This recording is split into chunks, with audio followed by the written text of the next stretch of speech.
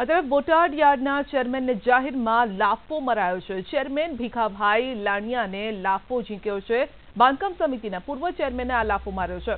યાર્ડની ચૂંટણીમાં હાર થતા મામલો ગરમાયો હતો। બંને વચ્ચે ઉગ્ર બોલાચાલી થઈ હતી અને લાફો મારવામાં આવ્યો હતો। બોટાદ યાર્ડના ચેરમેનને જાહેરમાં લાફો ઝીંકાયો છે। ભીખાભાઈને લાફો ઝીંક્યો છે। તો થપ્પડની રાજનીતિ પણ અહીં જોવા મળી રહી છે। આ અંગે વધુ માહિતી મેળવીશું અમારા સહયોગી પ્રકાશ પાસેથી। જી પ્રકાશ, જણાવો કે આખો મામલો શું હતો? લાફો શા માટે મારવો પડ્યો? જી સંજય, તમને ખાસ કરીને જણાવી દઉં કે બોટાદ શહેરે ભાજપનો ગઢ ગણાય છે। છેલ્લા 25 વર્ષથી માર્કેટિંગ યાર્ડમાં ભાજપનું શાસન ચાલી રહ્યું છે।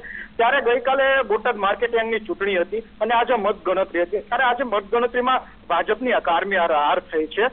ત્યારે બોટાદ માર્કેટિંગ યાર્ડના પૂર્વ બાંધકામ સમિતિના ચેરમેન અજીતભાઈ વાળાએ યાર્ડના પૂર્વ ચેરમેનને જાહેરમાં લાફો ઝીંકી દીધો છે અને કહેવામાં આવ્યું છે કે હારનું કારણ માત્ર ને માત્ર સૌરભ પટેલ અને યાર્ડના પૂર્વ ચેરમેન દ્વારા જ આ હાર થઈ છે। તેના કારણે આખો મામલો હાર ગરમાયો છે। નહીં તો હવે સામા પક્ષેથી શું કાર્યવાહી કરવામાં આવશે જ્યારે લાફો મારવામાં આવે છે? રાજનીતિ હવે થપ્પડની રાજનીતિનું રૂપ લઈ લીધું છે ત્યારે જે ચોક્કસ કહી શકાય કે થપ્પડની રાજનીતિ આવી જાય છે, પણ હજી સુધી કોઈ પોલીસ ફરિયાદ કે કોઈ કામગીરી કરવામાં નથી આવી। જી આગળ હવે શું થશે, શું લાગે છે? કારણ કે આ હાર જીત એ તો લાગ્યા રહેવાનું છે, પરંતુ આ રીતની જ્યારે રાજનીતિ થતી હોય છે લોકો પર જે શું અસર શું પડતી હોય છે? 100% આની અસર રાજકારણ પર પડશે। ભાજપ અત્યારે હાલ હારને લઈ ભાજપમાં પણ વિખવાદ જોવા મળી રહ્યો છે। આપ જો બંને ભાજપના તો યાર્ડના પૂર્વ ચેરમેન અને બાંધકામ સમિતિના ચેરમેન હતા, તેમને જ લાફો માર્યો છે। 100% આની અસર જોઈ રહેવા મળી છે। જી ભીખાભાઈનું શું કહેવું છે આ અંગે? જે ભીખાભાઈનો સંપર્ક કરતા કંઈ પણ કહેવાનું હાલ અત્યારે તેઓએ ના પાડ્યું છે। જી તો હવે આગળ શું કરશે? તેમની આસપાસ જે ઘણા બધા લોકો પણ આસપાસ ઉભેલા જોવા મળી રહ્યા છે, જે દ્રશ્યમાં અમે જોઈ શકીએ છીએ। આ લાફો માર્યો ત્યારબાદ શું થયું હતું? આ લાફો માર્યા બાદ અજીતભાઈ વાળા તાત્કાલિક ત્યાંથી તેઓ જતા રહ્યા હતા અને ભીખાભાઈ લાણિયા દ્વારા હજી મીડિયા સમક્ષ કંઈ પણ કહેવાનું ટાળ્યું છે। જી તો કંઈ પણ કહેવાનું ટાળ્યું છે। બીજેપી તરફથી કોઈ પ્રતિક્રિયા આવી રહી છે આ થપ્પડ પર? ના, બીજેપી દ્વારા હજી કોઈ પણ પ્રતિક્રિયા આપવામાં આવી નથી।